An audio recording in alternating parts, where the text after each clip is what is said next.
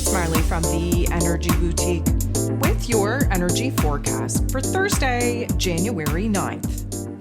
So today we have the moon in Taurus energy for the majority of the day. We will see the moon go void, of course, at 5:51 p.m. Eastern Standard Time. We're locking into Gemini energy at 8:07 p.m. again Eastern Standard Time. So let's talk about this particular transition.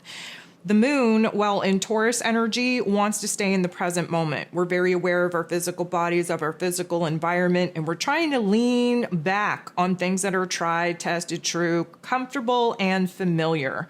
We're trying to kind of slow things down. We're appreciating the smaller details of our lives. But then we shift into Gemini energy and we go all up into the headspace. So where we were present, where we were anchored, where we were grounded, suddenly now we're floating all over the damn place. We have a lot of thoughts, a lot of pressure in the head. We're not able to stay as present as we were able to do under the Taurus influence. And of course, we bounce around and for some people create a lot of anxiety due to the rapid processing of a lot of different thoughts, different ideas that don't actually have any anchor, any type of evidence of being rooted in reality. So we have to watch out for that. Communication definitely becomes more of a highlight. We're a little bit more introverted in that Taurus energy than we are in Gemini energy. We're looking for external stimulation. Again, curiosity peaks, and therefore we're a little bit more apt to be out in the world interacting in a way that, of course, allows us conversation, allows us those energetic exchanges in order to have light bulb moments, aha moments, and epiphanies. So just keep in the back of your mind that we are in Capricorn season, which is an Earth season. The moon in that Earth energy of Taurus, of course, makes us feel grounded and anchored because it's Earth on Earth. And we just want to keep in mind that when we shift into that Gemini energy, we always feel some discord within ourselves, some discontentment, if you will, some inner conflicts kind of piping up because Earth and air don't really get along that well. And the flip-floppiness, the indecision of the Gemini energy really rubs the Capricorn energy the wrong way. And again, when you add air to Earth, there's a lot of blowing around. Not a whole lot of things get done, and we can create a little bit of a mess, a little bit of a situation of confusion that does not need to be there. There are 11 different aspects taking place here today. 10 of them are going to be involving the moon. Okay, so the moon in Taurus energy going to make a very positive interaction with Venus, who rules over that Taurus energy. She, of course, is in Pisces energy. This is going to bode very well for us because we love Taurus and Pisces energy working together, especially where the moon and Venus are concerned, because it's going to illuminate for us new wants, needs, desires that we have the ability to actually bring to life through a structured plan, through a new sense of routine, relationship dynamics, new wants, needs, and desires for our physical realm. Venus being in the Pisces energy allows us to align with our intuition, allows us to grasp a goal, vision, and dream outside of the physical parameters in which we're currently living in, and also lends us the ability to, again, get in touch with our deep emotions, get in touch with our intuitive, let's call them goals, and gives us the ability to end, to close, to provide an emotional closure to what it is that we need to let go of, what it is that we need to remove before we go ahead and start building towards those new dreams. The moon in Taurus then going to make a positive interaction with Chiron, the wounded healer, who of course is in Aries energy. This is going to have us feeling good, have us feeling like we are in the mood and the attitude to do what needs to be done, to grow, to heal, to evolve. We are definitely open to learning how to kind of do things in a different way, especially to hold a different level of self-love, self-respect for ourselves. And again, just empowering this new version of self to be anchored in power, in control. We have the moon in Taurus energy trining, which is a beautiful interaction, with the sun in Capricorn energy.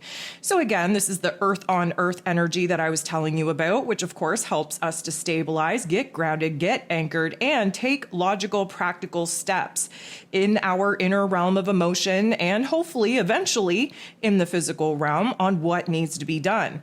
anytime that the sun and the moon are coming together, there's going to be an aha moment. There's going to be an epiphany on new wants, new needs, new desires, and because of that, new items to put on the to-do list. The only aspect that is taking place here today that doesn't involve the moon is taking place at 3:44 a.m. Eastern Standard Time. It's between Mercury, fresh in this Capricorn energy. If you haven't listened to that astro forecast, I'm definitely going to recommend you do that. We have Mercury, now serious, very focused, tunnel vision in on what needs to be done. Mercury's going to be interacting in a positive way, lucky for us, with Pluto, the great transformer, who of course is in Aquarius energy. So this is going to, first of all, intensify our headspace. If you need to go ahead, take a little bit of a re-listen to that ascension forecast that I put out for this week. These energies are definitely going to be amplified in our headspace. Now, it could kind of take us in a dip, if you will, into some not so nice narratives. However, this is an empowerment energy, and I'm hoping that we all get hella focused on what needs to be done.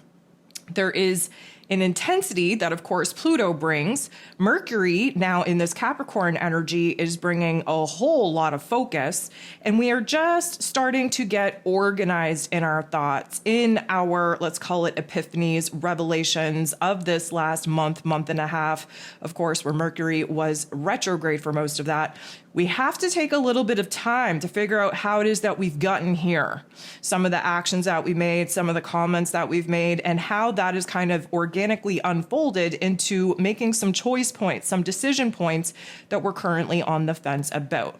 Now, Mercury in this Capricorn energy, although we're thinking about the long term, and of course, the Aquarius energy that Pluto is thinking about the long term, what we have the ability to do here is see where it is that certain aspects in our physical realm, routines, relationships, money matters, where they are essentially blocking us from seeing the greater, grander vision of what could be, freeing us, liberating us from a lot of these limitations and restrictions.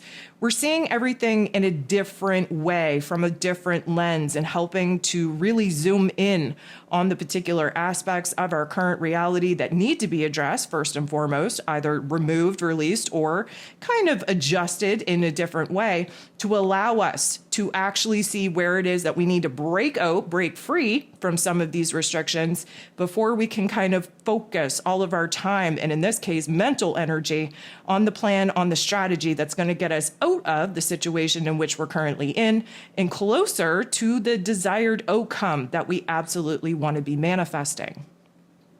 We have the moon in this Taurus energy coming up to, bumping into, teaming up with Uranus, the great awakener.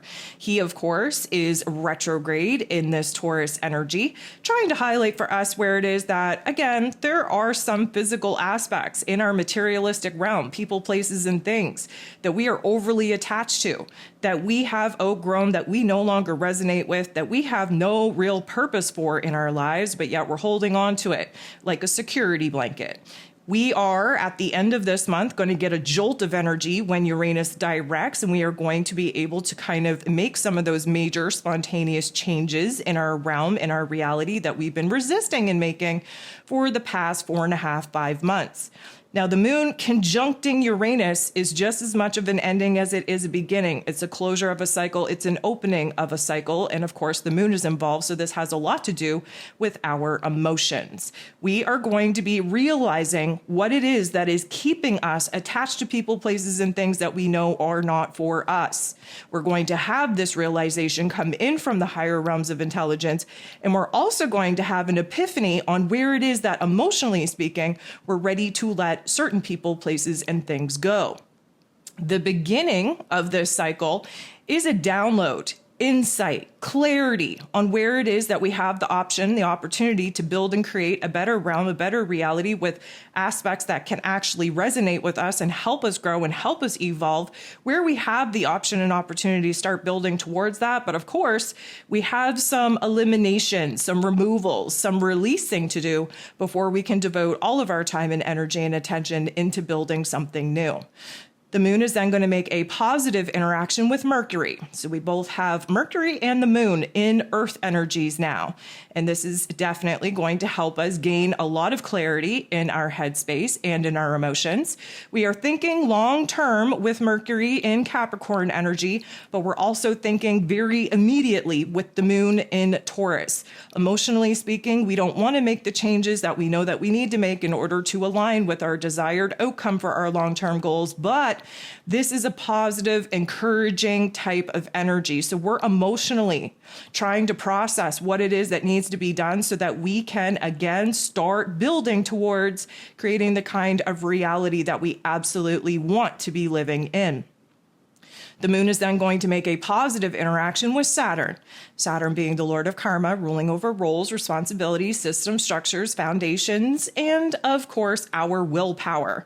We have Saturn in this Pisces energy trying to wrap up a 30-year cycle, trying to dissolve the old world, the old physical realm.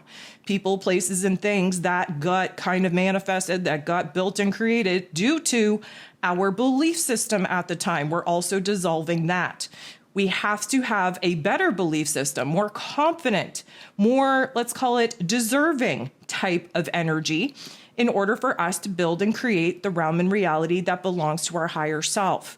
And so the moon interacting with Mr. Saturn, first of all, is going to help us feel grounded and anchored and comfortable with the realization of what needs to be done. We're also going to be gifted a lot of organization taking place in our emotions.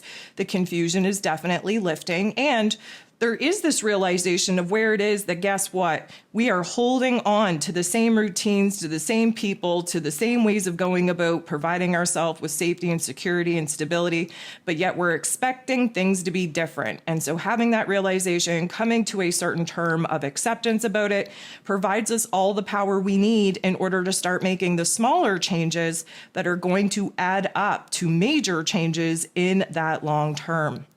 The moon is then going to sextile, which is a beautiful interaction with Neptune in his place of power in Pisces energy. Again, we love Pisces and Taurus energy working together when they work well together. We have the dreaminess, the creativity, the intuitive pull, if you will, the spiritual renewal, the renewal of our hope, our faith, our wishes, our dreams coming from Neptune in this Pisces energy. And whenever we're able to align with it, to really feel it, to actually believe in it, we're able to bring it to life through our emotions, through our want, need, and desire to build and create something better in our day-to-day lives. This is definitely putting us in a beautiful mood, a beautiful attitude to focus on the positives, to focus on what we actually have power and control over here in this present moment to do to help us align with that greater, grander goal that, of course, we are now feeling that intuitive pull towards as well. The moon in Taurus then going to sextile, again, another beautiful interaction, this time with Mars. Mars is the god of war, ruling over our physical energy, our drive, our passion, our desires, even our anger. He is retrograde, so his ass is sat on the bench. He's not an active participant in the external realm. He has a lot of shifting, reassessing, reanalyzing of his inner realm to do, especially with what is fueling him, what is driving him. Emotionally, intuitively speaking, where is it that things are working and he has to fight, defend, protect what it is that he's already built and created, and what isn't working, and where it is that we have to do better and be better in order to stabilize our inner realms. The moon and Mars working together in this way, definitely going to give us a focus, give us a new motivation, new determination, if you will, to see certain actions through. Again, there's a lot of focus on the home, on the familial dynamic with this Cancer energy. And because, again, we are kind of shifting out of what it is that we have been doing into something that we could try to be doing in order to create a different result, we have Mars all hyped up, all focused on where it is that, again, stability is needed before we go ahead and start moving all of the things around again. We have the moon going void, of course, at 5:51 p.m. Eastern Standard Time. We watch that moon shift into Gemini energy at 8:07 p.m. And about 30 minutes later, we have the moon in Gemini energy sextiling the North Node in Aries energy. So again, We have the nodes of the moon shifting here on the 11th. And so all of the interactions with the nodes of the moon while they're still on this Aries and Libran axis is wrapping up an 18-month cycle. The moon and the north node working together in this way, because again, we're working with air and fire, going to give us a spark. Going to give us a little bit of a, let's call it creative solution. Going to give us a little bit of a spark in our mood and our attitude to want to grow up, boss up, do better, be better. And therefore, where it is that we have to be open to learning how to do things differently. The moon in Gemini is then going to trine, which is a beautiful interaction, with Pluto, who is in this Aquarius energy. This is air on air action. First of all, there's going to be a lot of chatter in our headspace. There's going to be a lot of emotions that we're going to have to find a middle ground upon. There is an intensity because that's what Pluto does, is he intensifies our inner realm, but there's also going to be a major boss up due to us reframing. The Gemini energy is all up in the headspace, and even though the moon rules over our heart space, we have to reframe certain situations and circumstances in order to feel differently towards them. This trine means that we are making some progress. We're making a lot of headway without tension, without conflict. It's a certain sense of ease, trying to get aligned with the most positive of narrative, the most positive of perspectives, the most empowering of those two, because again, having power and control over our headspace, over our heart space is how we activate our creator abilities. So yes, we are rapidly processing our situation, our circumstances, the options, the opportunities that we currently have available to us. And we're doing the best that we can to really push ourselves into leaning into the most positive of thoughts, of emotions, and of course, the most positive of perspectives on what we have available to us and the power and control that we have to make the changes that 100% need to be made.